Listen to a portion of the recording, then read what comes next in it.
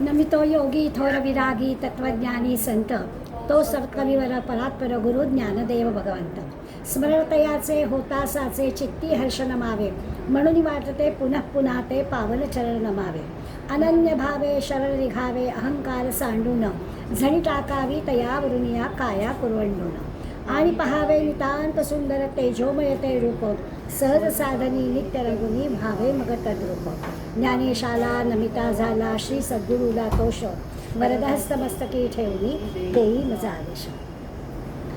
ओम नमोजी गणनायका सकल सिद्धी फलदायका अज्ञान भ्रांती छेदका बोधरूपा.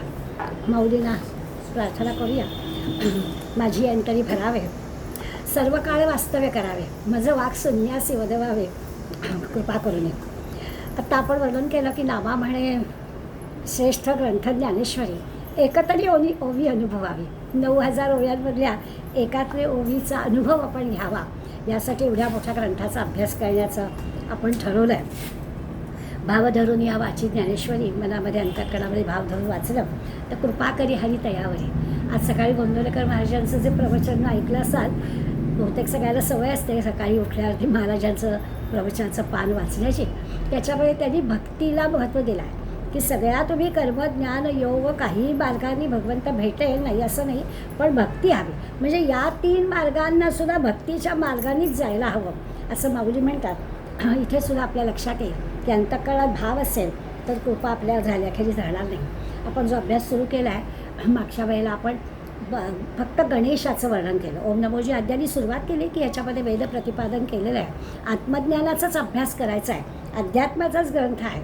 पण तरीसुद्धा आत्ता म्हटलं तसं गणेशाचं स्तवन गणेश हा बुद्धिदाता आहे त्याचं मंगलाचरण आणि कार्यारंभी कुठल्याही कामाच्या सुरुवातीला आपण गणेशाला वंदन करतो. माऊलीने पण 20 ओव्यांमध्ये गणेशाचा सगुण रूपाचं वर्णन आपल्याला केलं आणि माऊलींच्या एका वेगळ्या नवनवीन म्हणतो ना तसं त्यांनी वाङ्मयीन मूर्ती गणेशाची आपल्यासमोर उभी केली की गणेशाचंच पण त्याची जी इंद्रिय आहेत ती म्हणजे आपलं सगळं वेद वाङ्मय अशी मूर्ती त्यांनी आपल्यासाठी उभी केली. पण आता या गणेशाला विश्वनिर्माण करण्यासाठी ही सगळी बुद्धी आहे पण त्याला अजून एका शक्तीची आवश्यकता आहे याच त्याच्या विश्वनिर्माण कार्यासाठी. आणि ती शक्ती म्हणजे काय तर शारदा. थोडंसं गंमतमधून मधून आठवली की बरं वाटतं. एकनाथाने एकदा उखाणा घेतला होता. नाथ हे आपले आदर्श आहे बरं का. प्रपंच करणाऱ्या संतांमधला आदर्श प्रपंच करणारे नाथ. त्यामुळे नाथाने उखाणा घेतला म्हटल्यावर आपल्याला जरा लगेच आपले कान टवकारतात. नाथ असं म्हणाले कर्मज्ञान योगामध्ये श्रेष्ठ आहे भक्ती. कर्मज्ञान योगामध्ये श्रेष्ठ आहे भक्ती. आमच्या प्रपंचात मी शिव गिरिजा माझी शक्ती. तसा हा गणेश जो आहे त्याला विश्वनिर्मितीचं कार्य करायचं आहे. त्या विश्वनिर्मितीच्या कार्यामध्ये शक्तीची गरज आहे आणि ती शक्ती कोणाची तर शारदेची. आणि म्हणून 21व्या पुढल्या ओवीमध्ये माऊलींनी शारदेचं एकाच ओवीमध्ये वर्णन केलं आहे. मी विद्यार्थ्याला सांगत असे की तुम्ही छान अभ्यास केला आहे. परीक्षा आता आहे. परीक्षेचा अभ्यास तुमचा अगदी चांगला 100% झाला आहे. पण प्रेझेंटेशनला महत्त्व आहे. प्रश्नपत्रिकेत विचारलेले प्रश्न उत्तम पद्धतीने पेपरमध्ये सोडवणं. अगदी डाव्या उजव्या बाजूला समास अक्षर उत्तम पहिल्यांदा बघितल्या तो पेपर कसा लगेच सढळ हाताने मार्क गेलेच पाहिजे असं दिसलं पाहिजे. हल्लीसुद्धा प्रेझेंटेशनला महत्त्व आहे. तुम्हाला येत आहे पुष्कळ पण हाऊ टू यू प्रेझेंट याला महत्त्व आहे. तर ते जे केलं ते शारदेचं काम आहे. प्रतिभा म्हणजे आपण आपल्या कॉलेजच्या जीवनातली आठवण झाली की आपण म्हणतो अमके प्राध्यापक होते ना सॉलिड हुशार होते पण शिकवता येत नव्हतं. आता म्हणजे काय एवढं ज्ञानाचं भांडार त्यांच्याजवळ आहे पण हाऊ टू प्रेझेंट नेमक्या वेळेला काय सांगायचं हे जर कळलं नाही तर उपयोग काय त्या भांडाराचा. त्यामुळे आधी त्यांनी सगळी बुद्धी मागितली. 14 विद्या 64 कला देणाऱ्या गणेशाची स्तुती केली. पण आता जे प्रेझेंटेशन आहे मला जे नेमकं ज्ञानेश्वरीमध्ये सांगायचं आहे ते सांगायला माझ्यावर शारदेची कृपा व्हावी म्हणून माऊली शारदेचं वर्णन करतात. आता अभिनव वाद विलासिनी जे चातुर्यार्थ कला कामिनी ते शारदा विश्वमोहिनी नमिली मिया. मी नमस्कार केला आहे तो शारदेला केला आहे आणि या शारदेची जी विशेषण आहेत त्याचा विचार केला तर काय माऊलींची प्रतिभा आहे आपल्या लक्षात येईल. नुसतं शारदा सरस्वतीला आपल्याला सगळ्यांना माहिती आहे की ती संगीताची अधिष्ठात्री देवता आहे. एका हातात वीणा आहे शारदेच्या आणि एका हातात वेद आहे. म्हणजे ज्ञान तर आहे पण ज्ञानाबरोबर कलेचा पण विचार त्यांनी केलेला आहे. त्यामुळे संगीताच्या, नृत्याच्या, सगळ्या कलेमध्ये शारदेला फार मोठं महत्त्व आहे. सगळ्याला रंगत येणं म्हणतो ना, कलेला रंगत यायला हवी. ती कलेची रंगत जी आहे, गायन, वादन, नृत्य, सगळ्या कलांमध्ये जी रंगत यायला हवी, त्याच्यासाठी सगळे कलाकार सरस्वतीला वंदन करून मग आपली कला सादर करतात. त्या सरस्वतीचं, शारदेचं वंदन समर्थ करतात. तिला त्यांनी विश्वमोहिनी असा शब्द वापरला. सगळ्या विश्वाला मोहिनी घालणारी ही शारदा आहे. त्या विश्वाला मोहिनी घालणारी शारदा म्हणजे काय, तर स्वाभाविकच आहे, ती गणपती म्हणजे चातुर्य कला कामिनी असे शब्द वापरले. तिच्याजवळ काय काय आहे, तर चातुर्य पण आहे, कला पण आहे. आणि ह्या शारदेला म्हणजे भाषेचं जे कौतुक आहे ते शारदेच्या माध्यमातून आपल्याला कळणार आहे. सगळ्या विश्वाला भुलवणारी म्हणून सांगितलं आहे आणि चातुर्यार्थ कला कामिनी या पण गोष्टी सांगितल्या. आता एक एक शब्द आपण बघू. चातुर्य ही शारदेची कृपा आहे. आत्ता जर मी म्हटलं की प्रेझेंटेशनला महत्त्व आहे, त्याच्यामध्ये चातुर्य लागतं. आपण म्हणतो एखादा माणूस थोडंच बोलतो, इतकं पटकन बोलतो की त्याच्या बोलण्याने सगळ्यांना एका वाक्यात त्याला काय म्हणायचं ते कळतं. असं चातुर्य एखाद्याजवळ असतं. तसं चातुर्य शारदेकडून आपल्याला प्राप्त होतं. म्हणून तिचं आणि कसं तर गणपती जशी बुद्धी देणारे आणि शारदा चातुर्य देणारे, हे अर्थ आणि कला यांची पण स्वामिनी. कलेतून अर्थप्राप्ती होते. म्हणजे अगदी आपण अर्थार्जनाचा विचार केला तरीसुद्धा कला ही त्यासाठी पण उपयुक्त आहेच.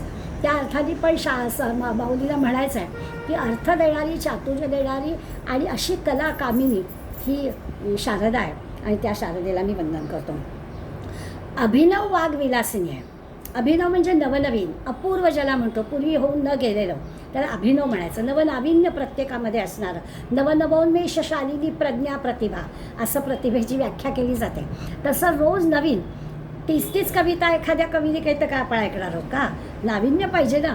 त्या प्रतिभा ही नाविन्यपूर्ण असायला लागते. ती शारदेची देण आहे. त्यामुळे वाणीच्या ठिकाणी नवीन गोष्ट पाहिजे, वाणीच्या ठिकाणी विलास सहज झाला पाहिजे, त्याच्यासाठी शारदेची कृपा असायला लागते. माऊलींच्या जेवढ्या 9000 ओव्या आहेत, विलक्षण गोडी आहे. कधी कधी मला असं वाटतं कुठे रिपिटेशनच नाही हो, शोधून पण सापडणार नाही. बरं कुठे समजा असा एखादा शब्द आला तर त्या प्रत्येक वेळेला अर्थ वेगळा आहे त्याचा.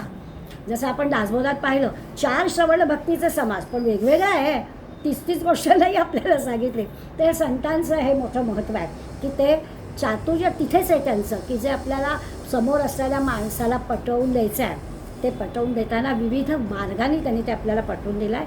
अशी माऊलींची प्रतिभा आहे. माऊलींच्या प्रतिभेबद्दल तुकाराम महाराज असं म्हटलं आहे, तुका म्हणे आहे झरा. झरा म्हटलं आहे.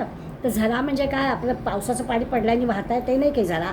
तुका म्हणे आहे झरा मूळचाची खरा, उगमच आतून झालेला आहे. तसं माऊलींच्या आतूनच शब्दांना स्फुरण येतं आणि माऊली शब्द आपले व्यक्त करतात. या अर्थाने तुकाराम महाराजांचं अगदी आहे झरा आणि मूळचाची खरा ते अगदी आपल्याला पटतं की खरंच हा मूळचाची झरा आहे. स्वतः माऊली पण असं म्हणतात, कोणा कारणे हे झाल्याची निर्माण. हे सगळं कुणामुळे झालं मला माहीत नाही, मी नाहीच केलेलं. किती स्वतःकडे घ्यायचं न्यून, पण त्यामुळे कोणा कारणे झाल्याचे निर्माण, त्याचे कारण तोची जाणे. ज्यांनी निर्माण केलं त्यालाच माहिती. बाबा माझं काही नाही, माझ्या तोंडून ही वाग्गंगा कशी प्रसवत आहे हे मला माहीत नाही. ही माऊली भगवंताची, माझ्या सद्गुरूंची कृपा आहे म्हणून हे माझ्याकडून होत आहे. तुका म्हणे मी या वेगळा घालोची या गोपाळा भार माझा. सगळा जो काही भार आहे तो भगवंतावर घालतो आहे. आम्ही काहीच कोणी करत नाही, आपोआप हे सगळं घडतं. आणि असं सांगणारी मंडळी पुष्कळ आहे. स्वामी विवेकानंदांचं उदाहरण आपल्याला माहिती आहे की शिकागोच्या धर्मपरिषदेमध्ये त्यांचं पूर्वनियोजन नव्हतं भाषणाचं, अचानक त्यांना भाषणाला उभं केलं होतं आणि त्यामुळे क्षणभर भाषण आपण काय करायचं आहे ठरवलेलंच नव्हतं आणि उभे राहिले. मात्र आता पुढे येणार आहे शारदेनंतर सद्गुरू कृपेकडे. ही सद्गुरू कृपा असल्याखेरीज जे होत नाही, पण सगळं जे की आहे ते त्याचं आहे, तो बोलविता आहे असं जे काही संत मंडळी म्हणतात त्याचा अर्थ हा आहे. एकदा अरविंद घोष मुंबईत आले होते आणि त्यांचे मित्र विष्णुपंत लेले, आणि या विष्णुपंत लेल्यांना ते असं म्हणाले की माझं यांनी भाषण ठेवलं आहे, परंतु माझी आज काहीच तयारी झाली नाही, मला वेळच झाला नाही, काय आता मी बोलणार आहे मला माहीत नाही. तर विष्णुपंत लेले म्हणाले काही काळजी करू नको. मित्र होते, काहीही काळजी करू नको, मनापासून देवाला प्रार्थना कर आणि प्रार्थना करून बोल, तुला सगळं येईल. आणि खरोखरच ते अरविंद घोष म्हणतात की जादू झाली. मी 1.5-2 तास बोलू शकलो, केवळ कृपा भगवंताची, दुसरा त्याला काही अर्थ नाही. कारण मी काही तयारीच केली होती. ही जी काही वाद विलासिनी शब्द वापरला ना माऊलीनी, की वाचेला आपोआप असं स्फुरण येतं आणि असं वाहायला लागतं, पाण्यात झरा जसा वाहतो तशी ही वाणी वाहायला लागते, असं म्हणाले. भगवंताची कृपा झाली की घडतं. तसं माझ्या बाबतीत झालं आहे. मी एवढ्या 9,000 ओव्या कशा लिहिल्या मला माहीत नाही, इतकं माऊली आपल्याला सांगतात. आणि मग त्याच्यात पुन्हा असं आहे की हे वादविलासिनी आणि अभिनव शब्द वापरलं म्हणजे हे शिळं होत नाही, कालचंच आज नाही. प्रत्येक वेळेला ते नित्य नूतन आहे, अभिनव आहे, नवीन आहे. कालचंच आज सांगितलं नाही आहे. शिळा पदार्थ आपल्याला आवडणे, किती फ्रीजमध्ये ठेवा, गरम करा, तरी शिळा तो शिळाच. तसं ह्याच्यात होत नाही. रोज ताजं, रोज टवटवीत असं भगवंत मला देतो आणि मी रोज तुमच्यासमोर जे काही सांगतो आहे ते असं अभिनव आहे, नवीन आहे असं. आता पुढे माऊली 22व्या ओवीपासून मला वाटतं सगळे शब्द कळले. आता अभिनव वा विलासिनी जे चातुर्यार्थ कला कामिनी, ते शारदा विश्वमोहिनी नमिली मिया, अशा शारदेला मी नमस्कार करतो आहे. आता पुढे 22व्या ओवीपासून 6 ओव्या सद्गुरूंना वंदन केलं आहे माऊलीने. आणि असंच म्हणजे जसं गणेशाचं वर्णन आपण किंवा शारदेचं वर्णन ऐकलं आणि त्या एकेका शब्दातून आपल्या लक्षात आलं की माऊलींच्या अंतःकरणात या भगवंताबद्दल किती प्रेमाचं आदराचं स्थान आहे, तसं सद्गुरूंबद्दल कळेल आपल्याला. मज हृदयी सद्गुरू जेणे तारिलो हा संसार पुरू, म्हणून विशेष अत्यादरू विवेकावरी. सद्गुरूचं वर्णन करताना सांगतात की माझ्या हृदयी निवास करतायत सद्गुरू. आता हे तर किती साधी गोष्ट आहे ना, हृदयी निवास करतायत, कळलं आपल्याला. पण हृदयी निवास करतायत म्हणजे काय, तर म्हणे माझ्या हृदयात मी नाही आहे, हे महत्त्वाचं आहे. माझ्या हृदयात सद्गुरू आहे इतपत आपल्याला कळतं, पण जागा सद्गुरूला द्यायची असेल तर मीला काढायला हवा, ते माऊलीला साधलं आहे. त्यामुळे ते म्हणतात माझ्या हृदयात मी नाही आहे, माझ्या हृदयात सद्गुरूला मी स्थान दिलं आहे. आणि कसं स्थान दिलं आहे तो ओवीमध्ये सांगतात, विवेकावरी, विवेकाच्या रूपाने मी सद्गुरूला माझ्या हृदयामध्ये स्थान दिलं आहे, मी माझ्या हृदयात नाही आहे. आता आपल्याला जिना चढून आला तरी आपलं हृदय आपल्याला कळतं, कारण आपलं स्थान असतं तिथे. त्यामुळे आपण लगेच कुठे काही धापा टाकतो, मी घाबरले, हे सगळं का, तर मी असतो ना आपल्या हृदयात, ते माझं हृदय असतं. आता ते माऊली म्हणतात माझं राहिलंच नाही आहे, हृदयामध्ये मी सद्गुरूंना बसवलेलं आहे, त्यामुळे हे हृदय सद्गुरूंचं झालं आहे, त्यामुळे हे सगळं मला जमतं आहे. हृदयी सद्गुरूंना स्थान दिलेलं आहे. गुरुचं कार्य काय, तर संसारू पुरू तारिलो, संसार पूर तारिलो म्हणजे या जगाचा अर्थ मला त्यांनी समजावून सांगितला. हे जे संसार आहे, संसाररूपी पूर म्हणजे नगर आहे, आणि संसाररूपी नगरातल्या सगळ्या गोष्टी सांगितल्या. किंवा संसारपुरामध्ये उद्धव किंवा पूर शब्द आहे, खूप पाऊस पडला की पूर येतो, त्या संसाररूपी पुरात पण मी वाहून गेलो नाही असं पण म्हणायला हरकत नाही. पण ज्ञान असं 2 प्रकारचं असतं. एक व्यक्त रूपातलं असतं, माऊली सांगतायत हे व्यक्त रूपातलं ज्ञान आहे, आणि अव्यक्त म्हणजे त्यांना झालेलं ज्ञान आहे. अव्यक्त व्यक्त रूपात आलं आहे, त्यांना जे कळलं आहे ते व्यक्त करतायत. व्यक्त करतायत ज्यांच्यासमोर त्यांना पण कळलं पाहिजे ना, म्हणून ते आपल्याला सांगतायत की ज्ञानाचं जे व्यक्त रूप आहे, भाषेच्या माध्यमातून मी तुमच्यासमोर आणतो आहे, ते भगवंताला सुद्धा व्यक्त झाल्याशिवाय चैन पडत नाही, संतांना सुद्धा व्यक्त झाल्याशिवाय चैन पडत नाही. नाहीतर ज्ञानेश्वर माऊलींना किंवा संतांना आत्मज्ञान झालं असतं तर पुरेच होतं ना. एवढा सगळा ग्रंथ लिहून तुम्हाला पण व्हायला पाहिजे, एवढा कशाला त्यांचा आग्रह. पण व्यक्त झाल्याशिवाय, जे अव्यक्त ज्ञान आहे ते व्यक्त झाल्याशिवाय माऊली म्हणाल्या मला चैन पडत नाही. आणि सद्गुरूंनी मला हे सांगितलं की ते व्यक्त रूपात आण, शब्द रूपात आण, म्हणून मी ते तुमच्यासमोर सांगते. माझं काही नाही आहे, त्यांनी मला आज्ञा केली की जे तुला अव्यक्तात कळलं आहे ते तू व्यक्तामध्ये आण. म्हणजे हा परमात्मासुद्धा, त्या परमात्म्यालासुद्धा त्यांनी काय केलं, त्यांनी विश्व निर्माण केलं ना. म्हणजे तोही अव्यक्त आहे, पण त्यांनी व्यक्त रूपामध्ये हे विश्व निर्माण केलं. त्या परमात्म्यालासुद्धा व्यक्त झाल्याशिवाय चैन पडत नाही, तर तुम्हा आम्हाला सुद्धा व्यक्त झाल्याशिवाय चैन कसं पडेल. एखादी गोष्ट आपण ऐकली, कधी एकदा मैत्रिणीला सांगतो असं होतं की कधीपासून हो मी वाहतच बघ तुझी भेटायची, मला तुला सांगायचं आहे. म्हणजे व्यक्त झाल्याशिवाय चैन न पडणं हा आपला स्वभाव आहे. संतसुद्धा म्हणतात की मला आता आपण व्यक्त होताना काय काय व्यक्त होतं जाऊ द्या, आपण त्याच्यात नको बोलूया. संत संत काय व्यक्त करतात त्याचा विचार करूया. तर ते आपल्यासाठी आहे की ज्ञानाचं जे अव्यक्त रूप आहे माझ्याजवळ ते मी व्यक्त स्वरूपामध्ये तुमच्यासमोर म्हणतो आहे. त्याला आपण माहिती आहे पहिल्याच ओळीमध्ये स्वसंवेद्या म्हटलं, आत्मरूपा म्हटलं. आत्मस्वरूप असणारं जे ज्ञान माझ्याजवळ आहे ते मी व्यक्त रूपामध्ये तुम्हाला देतो आहे. त्यांनी काय होतं तर सकलमती प्रकाशो, आपली जी मती आहे, आपली जी बुद्धी आहे, गणेशाचं वर्णन करताना आपण हा शब्द वापरला होता की बुद्धीला प्रकाश देतं. हे जे अव्यक्त ज्ञान जेव्हा संत व्यक्त करतात ग्रंथरूपाने व्यक्त करतात, तुम्ही आम्ही आता ग्रंथरूपाने ते व्यक्त झालेलं ऐकतो आहे. कदाचित ज्ञानेश्वर माऊलीने जेव्हा पहिल्यांदा हे केलं तेव्हा त्यांच्यासमोर सगळी मंडळी बसलेली असते, त्यामुळे त्यांनी ते व्यक्तरूपात सांगितलं. आणि म्हणून त्यांना जे अर्थरूप ज्ञान दिलं गेलं तो प्रकाश त्यांना दिला. त्यांच्या सकल मतीला जणू काही प्रकाश मिळाला आणि त्यांची मतिप्रकाश, त्यांच्या बुद्धी ताजीतवानी झाली, व्यक्त झालं. जसं असताना आपण शाळा कॉलेजमध्ये जे घेतो ना ते लौकिक ज्ञान असतं, त्याच्यातून आपल्याला अर्थार्जन हवं असतं. त्यामुळे लौकिक ज्ञान आपण प्राप्त करतो महाविद्यालयापर्यंत जाऊन, बरोबर आहे. इथे काय आहे, हे अलौकिक ज्ञान आहे. अलौकिक ज्ञान म्हणजे उत्स्फूर्तपणे आलेलं, हे बाहेरून आलेलं नाही आहे. बाहेरून पुस्तकांच्या प्राध्यापकांच्या माध्यमातून आलेलं ज्ञान आहे ते लौकिक ज्ञान. ते ग्रंथांच्या साहाय्याने म्हणजे आपल्या पुस्तकांच्या साहाय्याने आपण मिळवतो. आता तर काय गुगल बसलेलीच आहे मावशी आपल्याला द्यायला, त्यामुळे कुठल्याही प्रकारचं ज्ञान आपल्याला सहजपणानं मिळतं आहे. आता प्रश्न असा आहे की हे उत्स्फूर्त असणारं स्वतःहून आपल्यामध्ये आलेलं जे ज्ञान आहे ते मात्र त्याला अलौकिक ज्ञान म्हटलं आहे. माऊली जे म्हणत आहे की हे आतून आलेलं आहे, बाहेरून येणं आणि आतून येणं यातला फरक आपल्याला कळतो. तर हे आतून आलेलं ज्ञान आहे, स्फूर्तीनं आलेलं ज्ञान आहे. का आलं कसं आलं नाही सांगता येत, ही सद्गुरूची कृपा आहे म्हणून आलं आहे. त्यामुळे अंतस्फूर्तीनं आलेलं हे मी तुम्हाला सांगतो. काय कुठलं ज्ञान आहे, देहबुद्धी ते आत्मबुद्धी करावी. नरदेह मिळालेला आहे, या नरदेहाकडून आत्म्याकडे आपल्याला जायचं आहे. देह म्हणजे मी नाही, सगळे आपल्याला वाक्याच्या वाक्य पाठ आहेत, तो काही प्रश्न नाही आहे. पण मुद्दा असं की नेमकं काय शिकायचं आहे, तर देहबुद्धीकडून आत्मबुद्धीकडे जाणं हे आपल्याला शिकायचं आहे. असं हे लौकिकाच्या ह्यानी आपल्याला सांगता येतं, ही डिग्री घेतली तर ही नोकरी मिळाली पाहिजे, ही डिग्री घेतली तर एवढं तरी मला वार्षिक एवढं पैसे मिळाले पाहिजेत, असं सांगता येईल. इथे तर काहीच नाही सांगता येणार. प्रेमाचा प्रभाव आहे, भगवंतावरचं प्रेम वाढेल एवढं आपल्याला कळेल, पण बाकी आपल्याला काहीच कळणार नाही.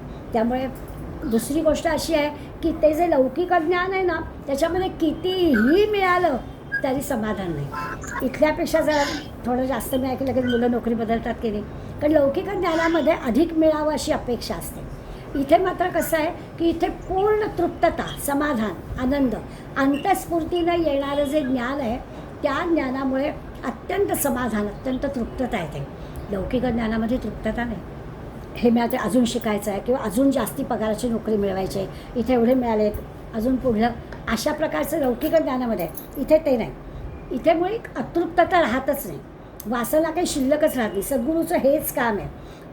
म्हणजे असं आहे की एखादी वासना, एखादी इच्छा होते भक्ताला, परंतु ती इच्छा वासना पूर्ण न होता समाधान मिळतं अशी व्यवस्था सद्गुरू करतो. म्हणजे हे वाक्य ऐकलं की आपल्याला गुरुदेव रानड्यांची आठवण होते. गुरुदेव रानड्यांची तब्येत फार नाजूक होते, पचन संस्थाच त्यांची कार्य करत नव्हते, त्यामुळे त्यांना काहीच खाल्लेलं पचायचं नाही. मग ते काय करायचं आहे, फक्त बघायचं, फक्त बघायचं, चहा बघायचं, बघून तृप्तता. इथे तेच सांगतात की आपल्याला इच्छा होते, वासना होते, ती वासना प्रत्यक्ष तृप्त होत नाही तरी समाधान मिळतं. तर हे काय, हे समाधान हे कसं मिळणार, आपण कल्पनाच नाही करू शकत. मग मला श्रीखंड खावंसं वाटलं तर खाल्ल्यावर समाधान मिळणार ना, बघायचं आणि समाधान हे कसं शक्य आहे. पण सद्गुरूंची कृपा असेल तर असं घडतं की इच्छा आपली होते, आपल्याला वासना असते आपल्याला, पण ती प्रत्यक्ष तृप्त न होता त्या वासनेने जे काही समाधान मिळायचं होतं ते मिळतं. ही कृपा आहे सद्गुरूंची, असं माऊली आपल्याला सांगतात. आपण कल्पना करू शकतो की असं झालं तर किती छान ना, नुसतीच कल्पना करायची, पण सद्गुरूंची कृपा असायला हवी त्याच्यासाठी, तर ते होणार. तुमचं मन कसं असतं, देहाच्या संदर्भात असतं, देहापुरतं विचार करणार असतं, त्यामुळे आपल्याला ते नाही लक्षात येणार. सद्गुरूंचं जे असतं ते विश्वमन असतं, सद्गुरूंच्या मनातचा आणि आपल्या मनाचा विचार केला तर आपलं मन आपल्यापुरतं, आपल्या देहाचा, आपल्या भावनांचा, आपल्या इच्छा आकांक्षांचा विचार आपण करतो.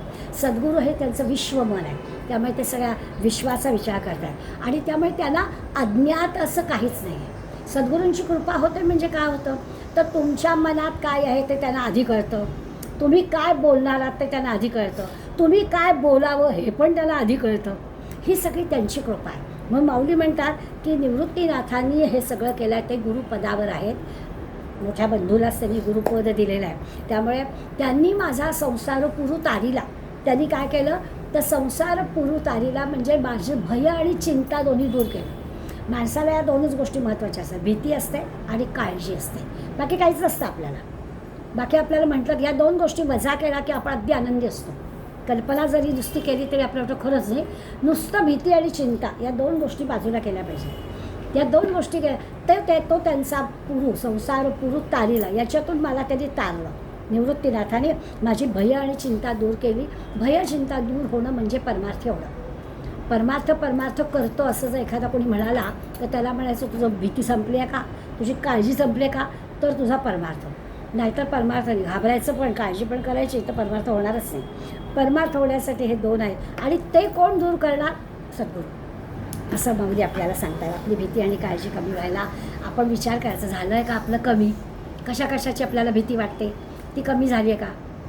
हल्ली शहरामध्ये राहतो, चोरीचं भय असतं, मग चोरीची भीती आपल्याला झाली आहे का. आपण समजा गेलो आहे सहलीला लांब हिमालयात आणि तिथे मग काय माहिती बाई लावली आहेत कुलपं, काय होईल ते होईल अशी भीती आहे का मनात, मग काय खरं नाही. सगळं आपण मागच्या वेळेस पाहिलं होतं, एक गोंदवलेकर महाराज आईला काशीला घेऊन गेले, घर लुटायला सांगितलं की मागं काही तुझ्या राहिलं, आल्यावर बघू काय करायचं ते. आपण नाही असं करणार, काशीला जाऊ देतं आणखी कुठे हाच तर मोठा फरक आहे आपल्यावर. म्हणून भयचिंता दूर झाल्याखेरीज परमार्थाने, आणि भयचिंता दूर करण्याचं काम सद्गुरू करतो. म्हणजे आता काय व्हायला हवं आहे ते पण आपल्याला कळलं आहे, कोण करणार आहे हे पण आपल्याला कळलं आहे. मग आता काय आपल्याला हवं आहे असा खरा म्हणजे आपल्यापुरता प्रश्न. तर असं हे जे की आहे खरा समाधानाचा लाभ सद्गुरू आपल्याला करून देतात असं ते सांगतात. रात्रंदिवस मज हृदयी सद्गुरू. आणि हे थोड्या वेळापुरतं नाही बरं का, 24 तास 365 दिवस रात्रंदिवस असलं पाहिजे. सद्गुरू माझ्या हृदयामध्ये अहोरात्र नव्हे 24 तास 365 दिवस आहेत. त्यामुळे जे काही होईल ते सद्गुरूच्या सानिध्यात तर आहेच ना. आम्ही शिवथरगड गेलो होतो, आपण कल्याण मंडपामध्ये पाहिलं आहे की तिथे समर्थांचं हे आहे. एक लहान मुलगा होता, एक 3-4 वर्षाचा. आम्ही सगळ्या बसलो होतो गप्पा मारत. ते पोरगं या इकडे उभं राहायचं, धावत त्या कोपऱ्यात जात होतं, पुन्हा बघत होतं. असं 4-5 वेळा फेऱ्या घातल्या. माझं लक्ष गेलं, मी म्हटलं काय झालं बाळा, धावतोस का. ते सारखे बघतायत माझ्याकडे. मग मला कळलं की तू कुठल्याही कोपऱ्यात जा, ते आपल्याचकडे बघतायत असं वाटलं. तसं ज्ञानेश्वर माऊली सांगतायत की सद्गुरू आपल्याकडे सारखा पाहतो. मज हृदयी सद्गुरू, माझ्याकडे ते सारखे पाहत आहेत. त्या सद्गुरूच्या संमतीनंच मी प्रत्येक कृती करतो आहे. त्यांचं सानिध्य मला कायम आहे. आता गुरु काय काय करतो त्याचे दृष्टांत हे सांगितलं, काय काय करतो त्याच्याशिवाय आपण काहीच करत नाही. पण दृष्टांत दिल्याशिवाय माऊली काय छान दाखवेल. ही आता माऊलींची आपल्याला ओळख होईलच. फार सुंदर, म्हणजे कुठून त्यांनी इतक्या लहान वयामध्ये एवढं सगळं ज्ञान निरीक्षणाच्या दृष्टीने केलं. ते म्हणतात, जैसे डोळ्या अंजन भेटे ते वेळी दृष्टीचं फाटा फुटे, मग वास पाहिजे तेथे प्रगटे महानिधी. महानिधी म्हणजे द्रव्याचा साठा. पूर्वी जमिनीखाली धन असायचं आणि मग ते दिसायचं कोणाला, तर पायाळू कोणी माणूस आहे त्या पायाळू माणसाला डोळ्यात अंजन घातलं की म्हणे तो द्रव्याचा साठा कुठे आहे तो कळायचा. आता कदाचित कल्पना पण असेल, कारण आता आपण विज्ञानानिष्ठ आहोत, त्या आपल्याला ह्या अशा गोष्टी काही पटकन पटणार नाहीत. पण माऊली दृष्टांत देतात. आता आपण असं म्हणू शकू की पाणी कुठे लागेल हे बघायला यंत्र असतात की नाही आपल्याला. आपल्याकडे समजा बोरवेल करायचे तर आपण त्या संबंधित व्यक्तीला बोलावतो आणि कुठे पाणी लागेल, किती फुटावर, ते आपल्याला कळतं की त्या जमिनीखालचा जो साठा आहे, महानिधी म्हटला आहे त्याला, हा द्रव्याचा साठा जैसे डोळा अंजन घाले. गुरु ही अशी दिव्य दृष्टी देतो आणि त्या दिव्य दृष्टीला म्हणजे गुरुला जसं सूक्ष्मात सूक्ष्म परमात्मा ज्ञानी येतो, त्याला जे सूक्ष्मात सूक्ष्म ज्ञान झालेलं आहे ते आपल्याला पाहण्याची दृष्टी गुरु देतो. मग तो काय करतो, तो आपल्याला अंजन घालतो म्हणजे खरं सांगू का, आपण असा अर्थ धरूया की आपल्या दृष्टीला चांगलंच दिसेल अशी आपली वृत्ती निर्माण करतो. आपल्याला काळा डाग दिसतो, आपण नेहमी उदाहरण देतो, पांढरा शुभ्र कपडा आपल्याला काळा डाग दिसतो, आपल्याला पांढरा शुभ्र कपडा दिसतच नाही. ती दृष्टी सद्गुरू बदलवतो आणि चांगलंच दिसेल असं करतो. अंजन घालतो म्हणजे काय, तर आपली दृष्टी ही अशी करतो. आणि मग त्या ह्याला जसं आठवण होते, हल्ली मुली आता काजळ घालत नाहीत बाळाला, पण आपल्या पिढीपर्यंत आपण घालत होतो. मांडीवर बाळाला आडवं घ्यायचं आणि चांगलं बोट फिरवायचं काजळाचं, असं आपण आपल्या मुलांपर्यंत करत होतो. आता पुढल्या पिढीमध्ये बदल जातो, जाऊ दे, त्याचा काही विषय नाही. मुद्दा काय, तर ते जसं आपण जबरदस्तीनं करतो, मला सांगायचे जबरदस्ती, की ते काय बाळाला हवा अशातला काही भाग नसतो, ते काही मागत नसतं, आपल्याला हवं असतं त्याची दृष्टी चांगली व्हावी म्हणून त्याला चांगलं आडवं घालून आपण डोळ्यात काजळ घालत होतो. ती जी जबरदस्ती आहे ना, तसं सद्गुरू आपली दृष्टी बदलावी अशी जबरदस्ती आपल्यावर करतो, की नाही कसं तुझी दृष्टी बदलली पाहिजे, डागले दिसता कावा, पांढरा शुभ्र कपडा दिसला पाहिजे, सगळ्यांच्यातलं चांगलं घेतलं पाहिजे. माऊली आपल्याला सांगताय, प्रत्येक व्यक्तीजवळ आणि प्रत्येक वस्तूमध्ये गुण असतात. अगदी जरी काटेरी हे घेतलं तरी कुंपणासाठी तेच लागतं की हो. त्यामुळे प्रत्येक वस्तूमध्ये आणि प्रत्येक व्यक्तीमध्ये काहीतरी चांगलं आहे, ती दृष्टी सद्गुरू आपल्याला देतो. दिसायला सांगितलं आहे त्यांनी, अंजन घातलं की दिव्य दृष्टी मिळते. संजयाला पण दिव्य दृष्टी दिली भगवंताने, आणि म्हणून युद्धभूमीवर काय चाललेलं आहे ते त्याला सांगता आलं अंधळ्या धृतराष्ट्राला. तर भाग आपण पुढे पाहणारच. मुद्दा काय, त्याची दृष्टी बदलण्याची. आता ह्याच्यासाठी सत्पुरुषांना, संतांना, सद्गुरूला जे सूक्ष्म तत्त्व कळतं, त्यांची जी सूक्ष्म दृष्टी असते, आपलं कर्म, आपली साधना, आपण काय करतोय हे त्यांना दिसतं, आणि ती योग्य पद्धतीने चालली आहे ना, हे आपली साधना कशी चालली आहे, साधना करतोय आणि कर्म मात्र चुकीचं करतोय किंवा वृत्ती मात्र पालट होत नाही आहे, तर नाही चालणार. अशासारखा विचार ते आपल्याला सांगतात. त्यांना काही सांगावं लागत नाही, त्यांना ते बरोबर माहीत असतं. साधकाकडे सद्गुरूचं बारीक लक्ष असतं, आणि म्हणून हा प्रयत्न ते करतात. म्हणजे पायाळू माणसाच्या डोळ्याचं आपलं त्यांनी उदाहरण म्हणून घेतलं आहे. कदाचित आपला तो अभ्यास नाही आहे, त्यामुळे असूही शकेल. खरोखरच असा जन्म ज्यांचा झालेला आहे पायाकडून, त्यांच्याजवळ काहीतरी विशेष शक्ती असेलही, आपला त्याच्यावरचा अभ्यास आहे. पण माऊली ज्या अर्थी हा दृष्टांत म्हणून दिला आहे, त्या अर्थी आपल्याला नक्की असं वाटतं की काहीतरी आहे, की त्यांना तो धनाचा सुगावा लागतो. आणि सद्गुरूंनी दिव्य दृष्टी दिल्यासारखं आपल्यालासुद्धा कुठे कुठे धनाचा साठा आहे. काय केलं की आपल्याला धन प्राप्त होईल, काय केलं की ही सूक्ष्मदृष्टी आपल्याला येईल, काय केलं की परमात्मा आपल्याला प्राप्त होईल, हे आपल्याला सद्गुरू सांगतो, असं ते सांगतात. आणखीन एक दृष्टांत त्याला, का चिंतामणी झाली या हाती, सदा विजयवृत्ती मनोरथी, तैसा मी पूर्ण कामशी निवृत्ती ज्ञानदेव म्हणे. या निवृत्तीने माझ्या सद्गुरूने मला काय दिलं आहे आणि पूर्ण काम करून टाकलं आहे, म्हणजे मला खरा आत्मज्ञानी करून टाकलं आहे. माझ्याकडून हे काम, माझे सगळे हेतू त्यांनी पूर्ण केलेले आहेत. कसे, तर ते म्हणा चिंतामणी झाली या हाती, हातात जर चिंतामणी आला, हा पण एक काल्पनिक गोष्ट आहे की तो चिंतामणी ज्याला प्राप्त होईल, म्हणजे एखादं रत्न असावं, एखादी मोहर असावी, असं एक मौल्यवान रत्न म्हणजे चिंतामणी. हा ज्याच्या हातामध्ये आलेला आहे त्याला काही चिंताच राहत नाही, त्याच्या मनात येईल ते पूर्णच होतं, त्याला चिंतामणी म्हणायचं. तर असा हा जो चिंतामणी आहे, तर माऊली म्हणतात गुरु निवृत्तीनाथांच्या रूपाने, गुरु निवृत्तीनाथांच्या कृपेनं मला हा प्राप्त झाला आहे. माझ्या सगळ्या चिंता पूर्ण झालेल्या आहेत, काही मनातले सगळे हेतू माझे पूर्ण झालेले आहेत. आता ही जी कल्पना आहे, या कल्पनेचा आपण विचार केला तर सदा विजयवृत्ती मनोरथी असं म्हटलं आहे. सगळे माझे मनोरथ पूर्ण होतात. चिंतामणी जे काम करतो ते माझे सद्गुरू करतात. कल्पनेतला चिंतामणी सगळ्या चिंता दूर करतो, तसं निवृत्तीनाथ माझे सद्गुरू माझे सगळे हेतू पूर्ण करतात, माझ्या सगळ्या इच्छा पूर्ण करतात. मला काहीच मागावं लागत नाही.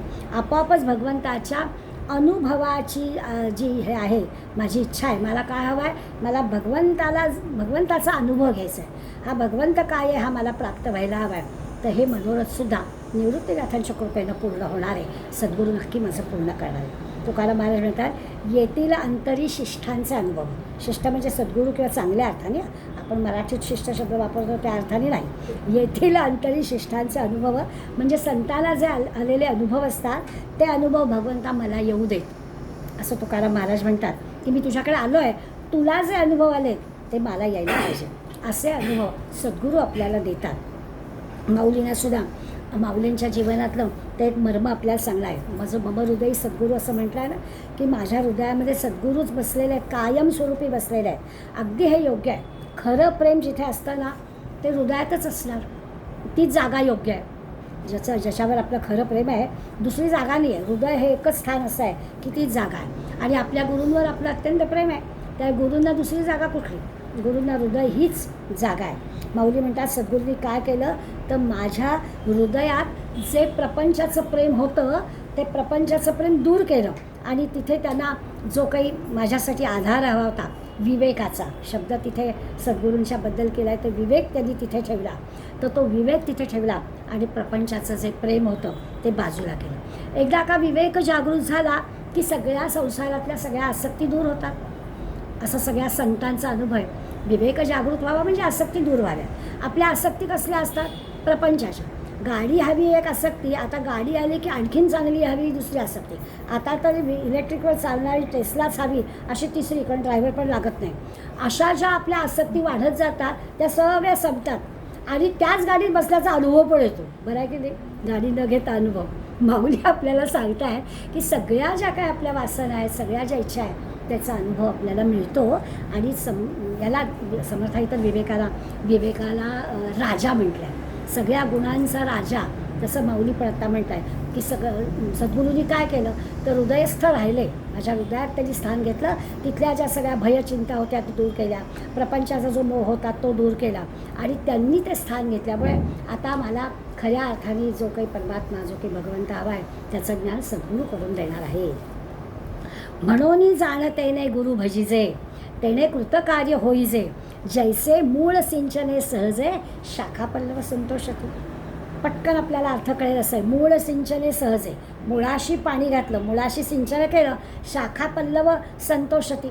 फांद्यांना पानांना आनंद होतो, टवटवीत दिसायला लागतात मुळाशी पाणी घातलं की. पानांना आंघोळ घालावी लागत नाही, मुळाशी पाणी घातलं की सगळं झाड टवटवीत दिसतं, असा आपला अनुभव आहे.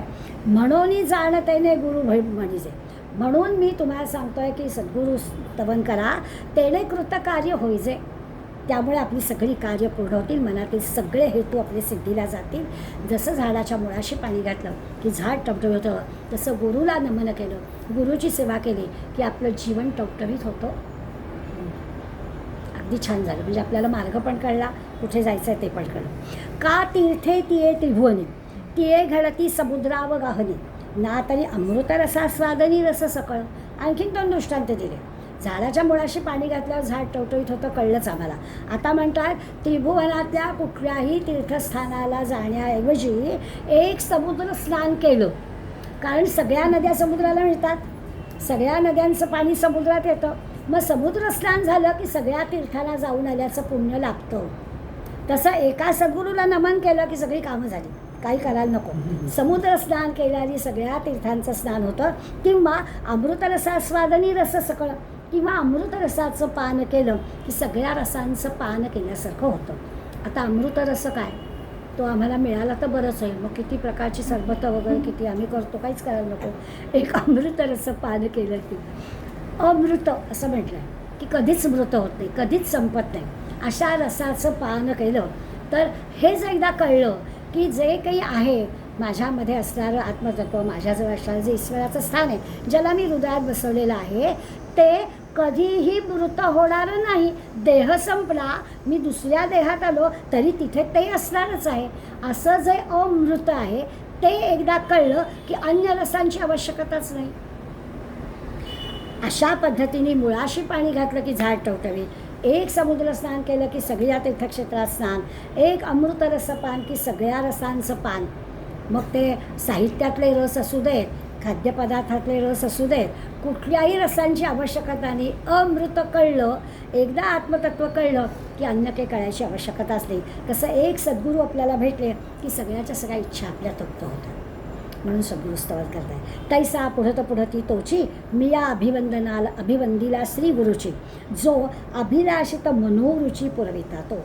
असं पुढत पुढती म्हणजे पुन्हा पुन्हा, अभिवंदिला गुरु असं पुन्हा पुन्हा जेव्हा मी नमस्कार करतो आणि सगळी मनोरथ म्हणजे माझी मनोकामना पूर्ण करणारे सद्गुरू आहेत, ते पुन्हा पुन्हा त्यांना नमस्कार. आता माऊलीने शारदेचं स्तवन केलं, सद्गुरूंचं स्तवन केलं. आता माऊली आपल्याला एक महत्त्वाची गोष्ट सांगणार की ज्याच्यातून माऊलींनी गीतेवरती ज्ञानेश्वरी केली त्या गीतेचं अस्तित्व हे महाभारतात होतं.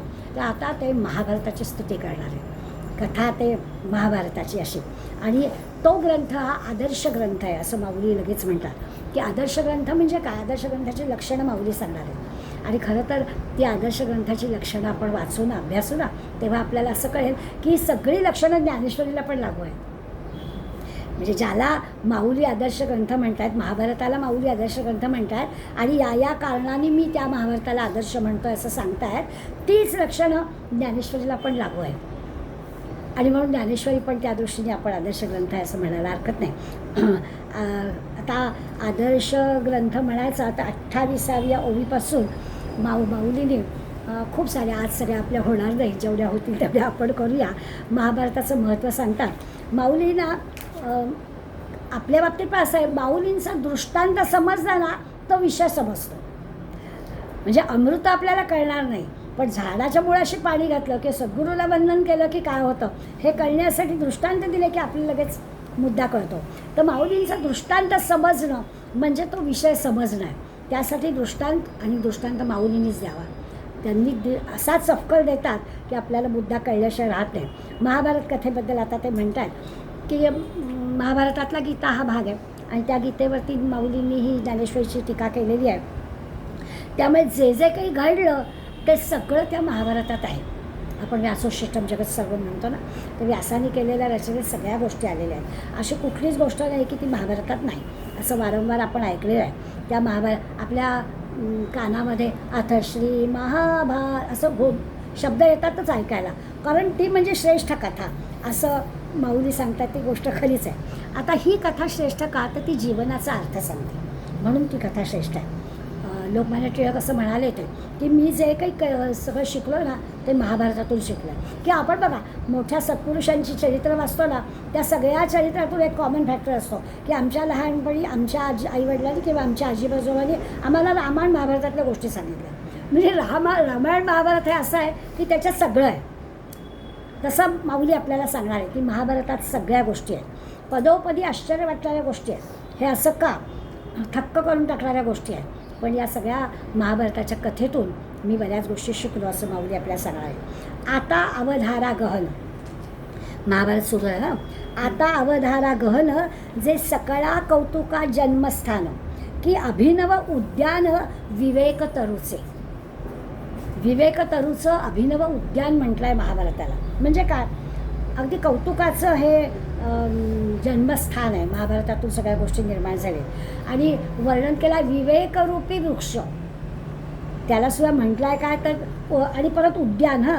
उद्याना म्हणजे कसं आहे की उद्यान हे मानवनिर्मित असतं. बाग जी असते ती माणसांनी निर्माण केलेली असते. कोणती झाडं कुठे तयारी असते. सुरुवातीला फार उंच न वाढणारी, मग त्याच्यापुढे मोठे वृक्ष मागच्या बाजूला. कारण मानवनिर्मित जे उद्यान आहे ते उद्यान हे असं असतं. वनामध्ये कशी झाडं, जंगलामध्ये कशी झाडं वाढतात, त्याला काय त्याच्यात पण एक सौंदर्य आहे. दोन्हीकडे सौंदर्य आहे. बागेमध्ये मानवनिर्मित बागेमध्ये पण सौंदर्य आहे आणि जंगलामध्ये कशीही जरी झाडं वाढली तरीसुद्धा त्याच्यामध्ये सौंदर्य आहे. ते निसर्गनिर्मित सौंदर्य आहे. दोन्हीकडे सौंदर्य आहे. इथे म्हणतात विवेकरूपी वृक्षांचं उद्यान असणारी ही अभिनव असं उद्यान असणारी गहन कथा आहे. महाभारतामध्ये हे सगळं सौंदर्य आहे. दोन्ही प्रकारचं सौंदर्य आहे. ही अशी अभिनव वेगळीच नवीनच बाग आहे. मानवनिर्मित निसर्गनिर्मित काही त्याला म्हणा, सगळीकडे सौंदर्य असणारी ही बाग आहे.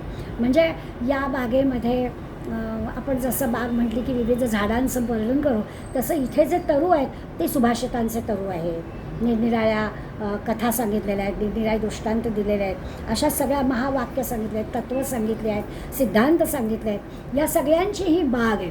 महाभारत ही जणू काही बाग आहे आणि या बागेमध्ये अशा सगळ्या प्रकारच्या गोष्टी आहेत. बाग जसं विविध रंगाच्या विविध सुगंधाच्या फुलांनी बहरलेली असावी, तसं हे महाभारत असं उद्यान आहे.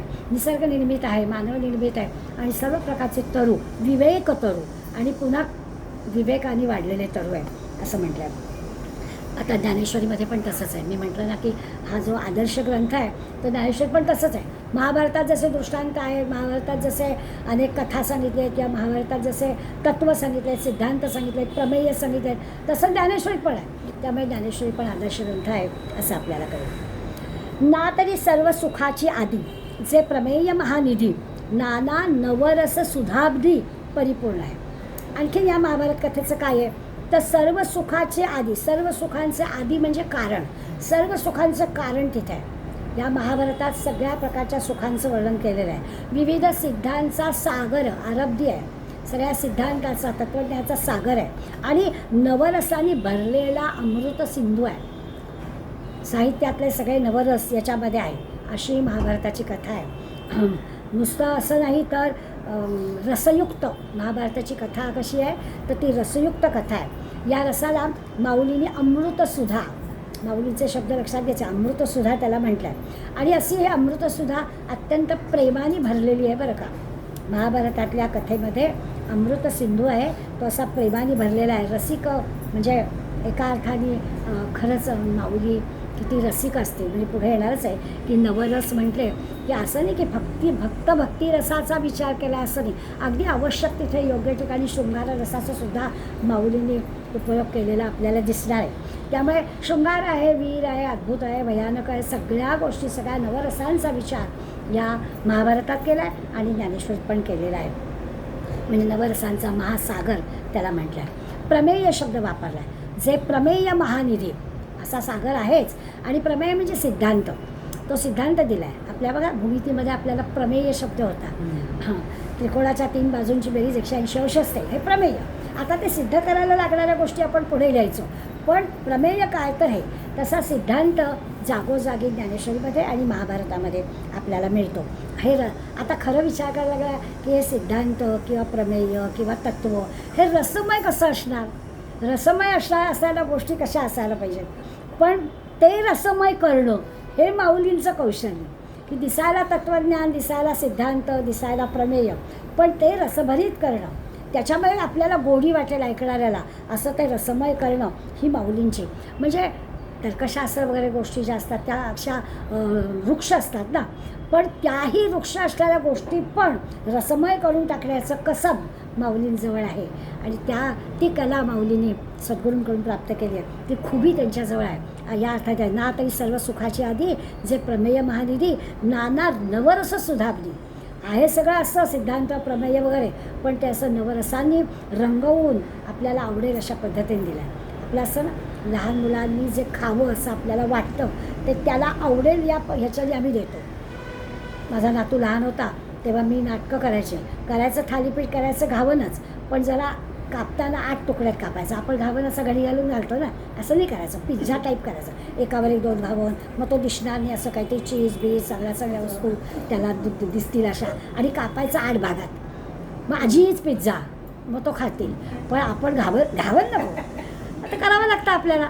तसं माऊली सगळं रसमय तुम्हाला कसं आवडेल तसं मी देतो. सांगायचं तत्त्वज्ञानच, सांगायचं सिद्धांत, सांगायचं प्रमेय, पण समोरच्या माणसाला आवडेल कसं तर नवरसयुक्त असं करून मी तुम्हाला देतो आहे.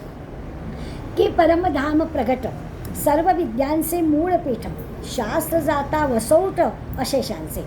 आता ते म्हणतात ह्या महाभारतात सर्व शास्त्र अंतर्भूत आहेत. शास्त्र जाता, शास्त्रातली सगळी शास्त्र त्याच्यात आहे.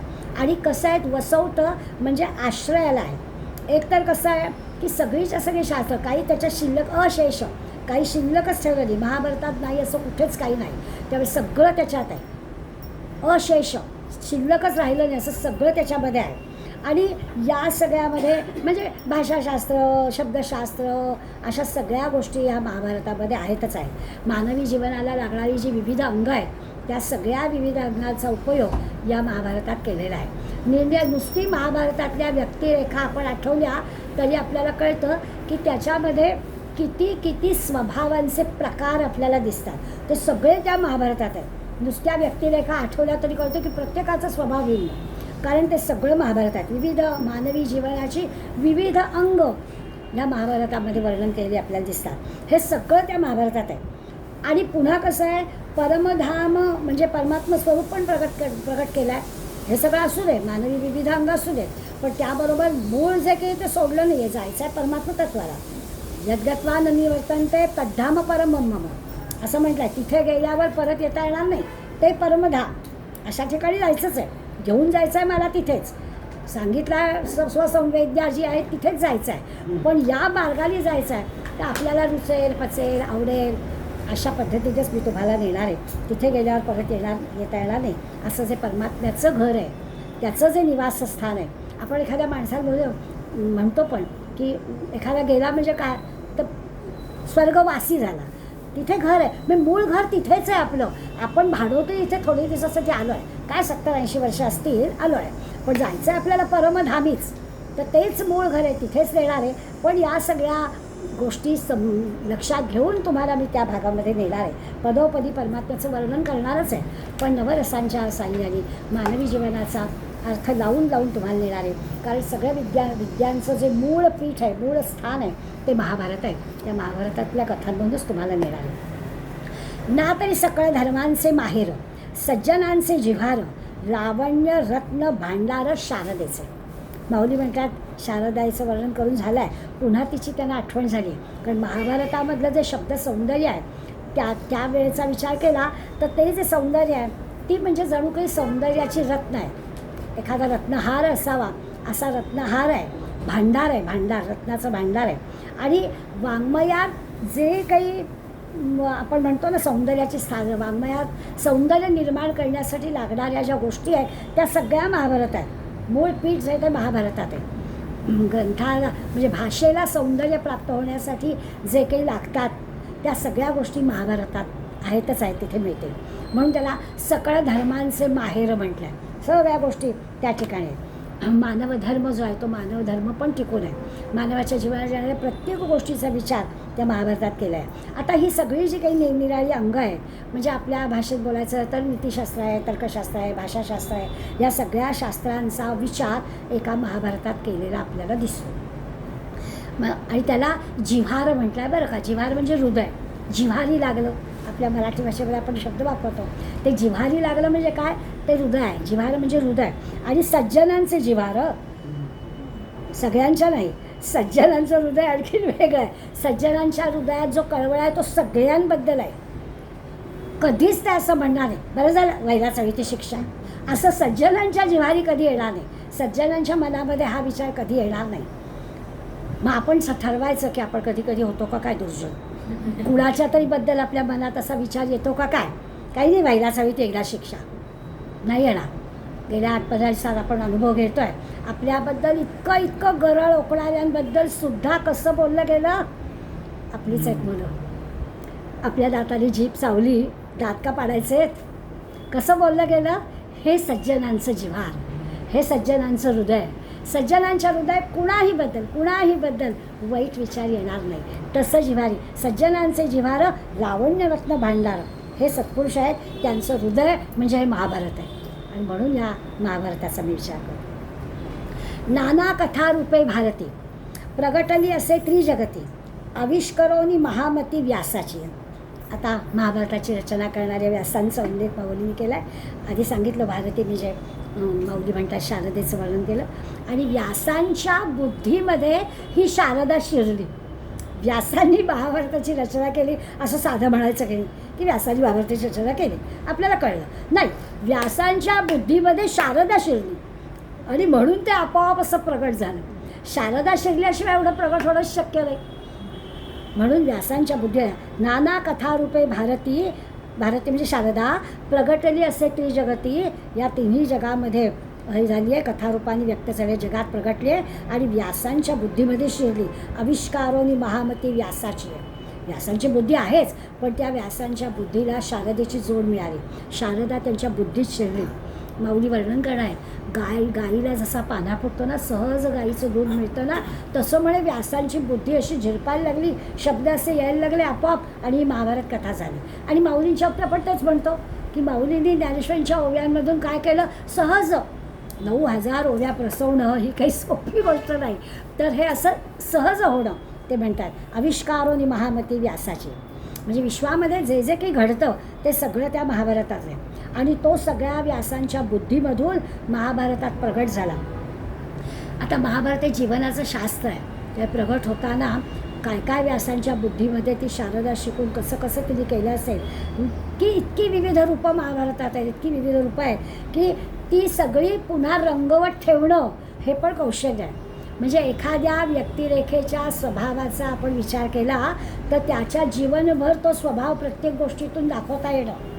कर्ण उदार होता, त्या एका उदाराचा किती अतिरेक झाला की त्याच्यात त्याचा नाश झाला. हे सगळं संबंध कथेमध्ये त्या कर्णाचं रूप दाखवताना दाखवावं लागणार होतं. इतकं महाभारतातील सगळी पात्र गुणवान, सगळं काहीतरी विशेष सांगणारी आहेतच. आणि सगळ्या गुणवानामध्ये जे काही थोडीशी कमतरता की कुठेतरी एखादा दोष आपल्याला दिसतो, त्या दोषाचा परिणाम काय होतो तो पण आपल्याला व्यास सांगतात. म्हणजे दुर्योधन आहे, महान राजा आहे, उत्तम राज्य केलं दुर्योधनाने, पण त्याचा जो पांडवांबद्दलचा द्वेष होता तो द्वेष त्यांच्या नाशाला कारणीभूत झाला. हे व्यासाला दाखवायचं आहे. म्हणजे चांगलं दाखवता हा स्वभाव दोष दाखवणं हे केवढं मोठं, आणि ते पुन्हा त्या जीवनभर त्या कथेमध्ये ते टिकवून धरणं, असा सगळा विचार त्याची केला.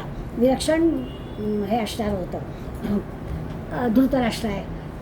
तसं पाहायला गेलं तर पुत्रप्रेमानं तो आंधळा आहे आणि त्या पुत्रप्रेमाच्या आंधळेपणामुळे त्याचा घात झालेला आहे.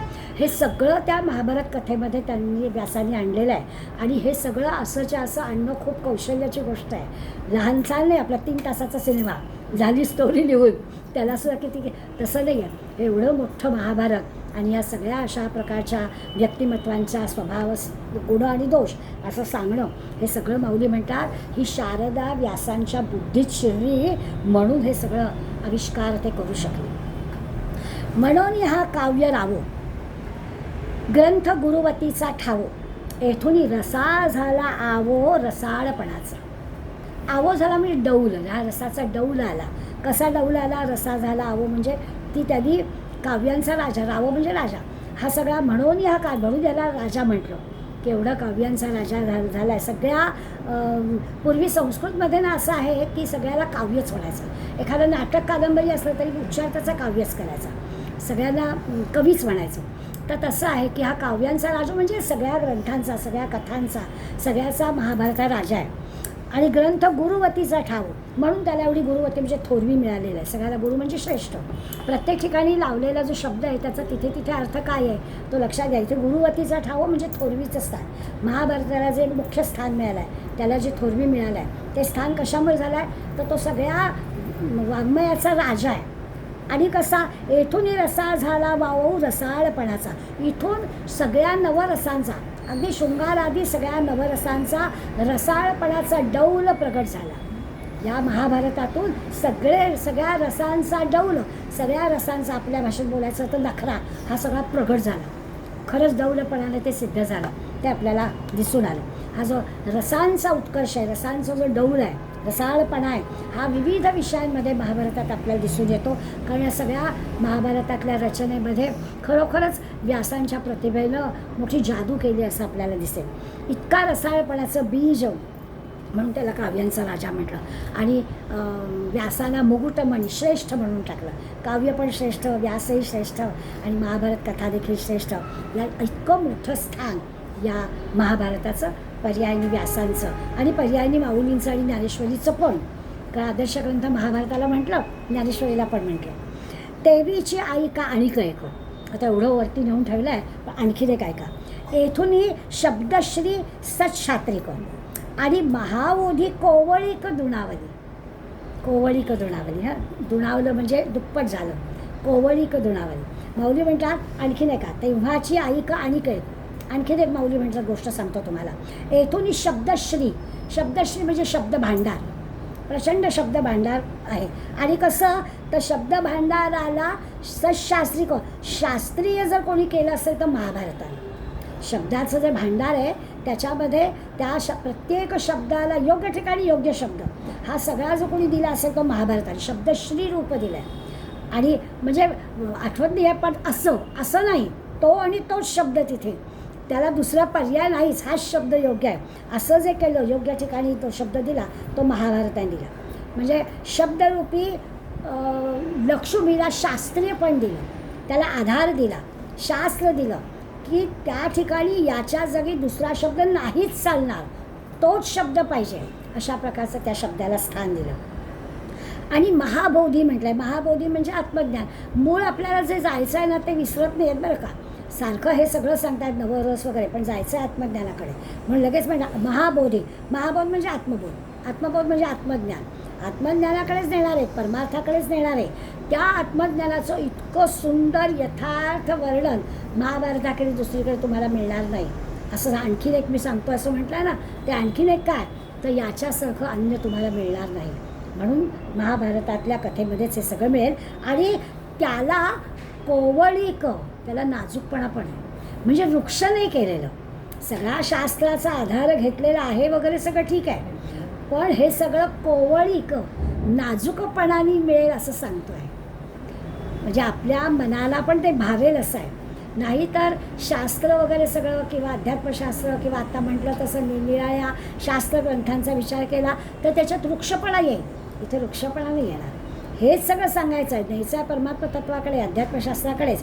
पण तरी देखील तो सूक्ष्मपणा दाखवण्यासाठी जी शब्दांची रचना केली, जे दृष्टांत देणारे त्याची ती नाजूकपण, कोवळेपण साधलेलं आहे. हे असं दुसरीकडे मिळणार नाही.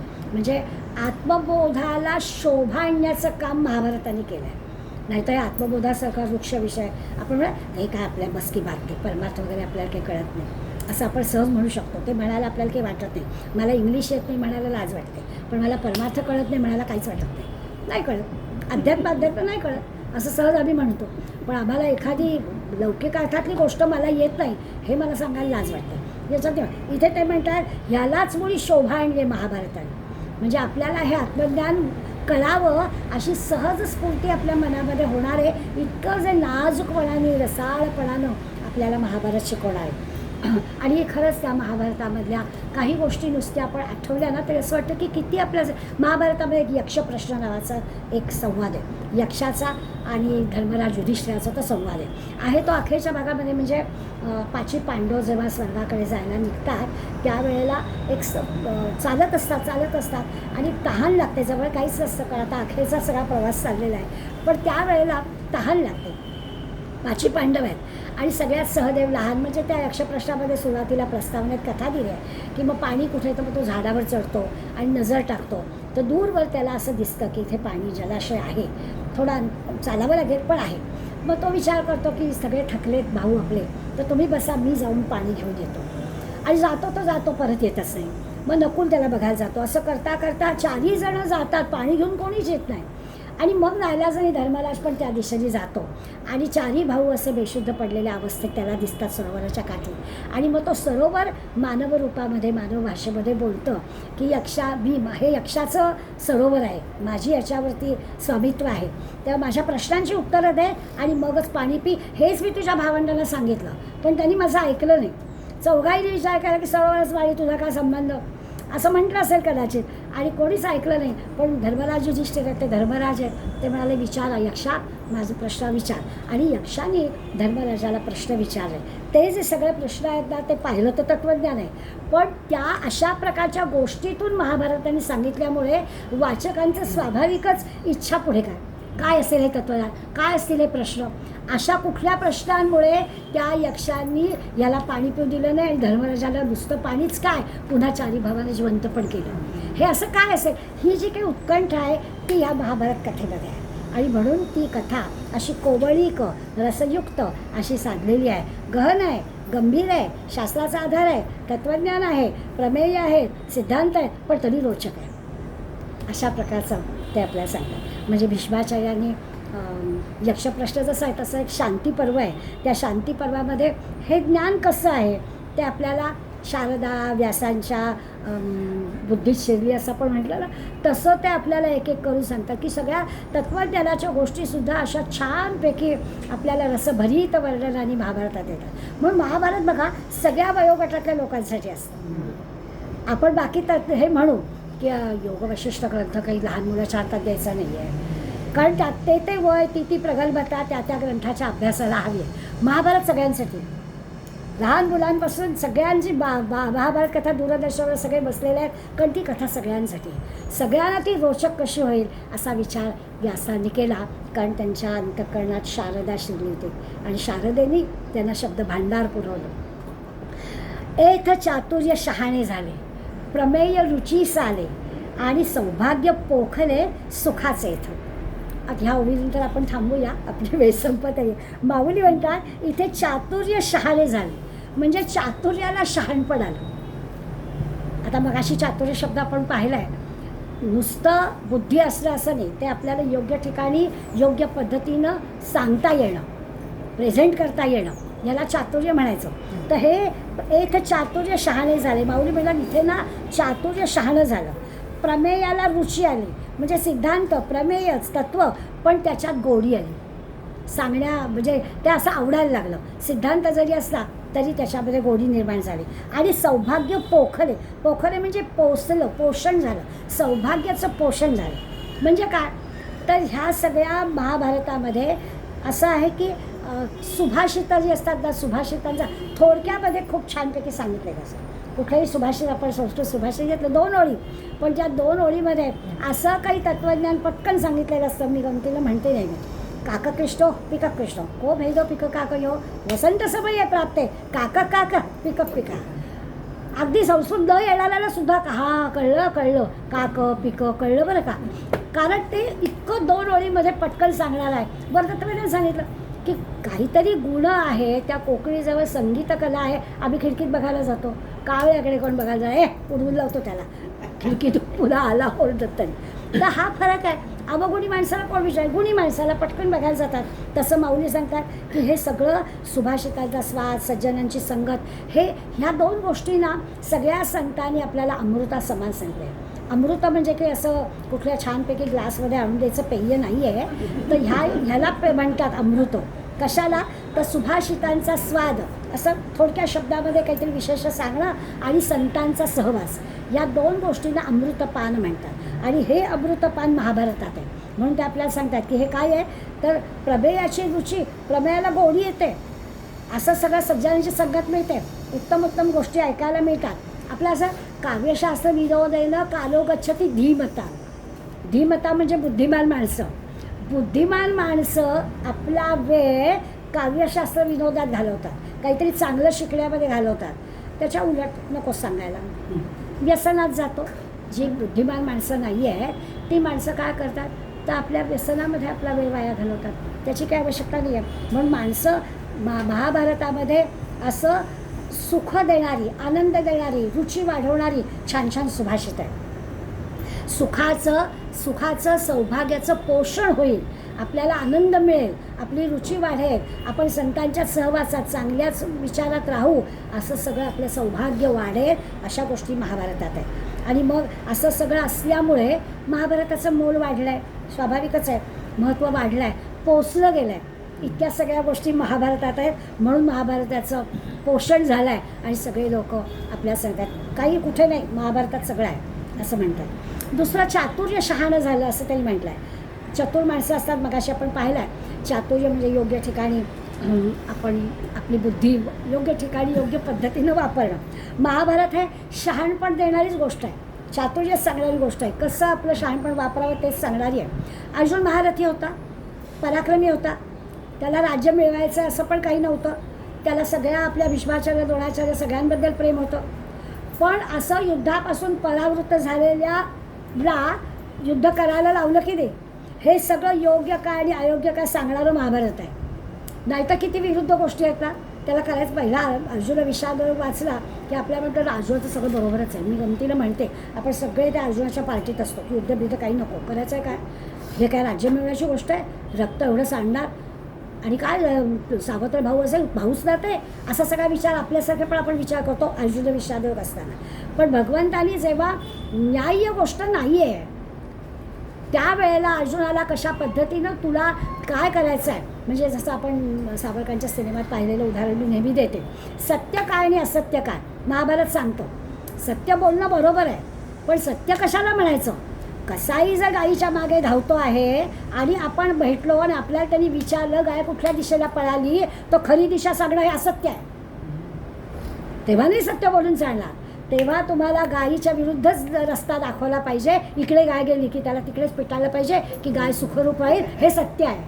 त्यामुळे युद्ध करणं हेच सत्य आहे, हे महाभारताने पटवून दिलं. अशा सगळ्या हे सौभाग्य पोचलं, हे चातुर्य बळावलं असं ते म्हणाले. प्रमेय रुचीस आलं असं सगळं म्हणजे वृक्ष असणाऱ्या, वृक्ष वाटणाऱ्या तत्त्वज्ञानाच्या गोष्टी, तर्कशास्त्राच्या गोष्टीसुद्धा या सगळ्या अशा मानवतेच्या भावनेतून अशा व्यासांनी आपल्यासमोर मांडल्या आणि रस उत्पन्न केला.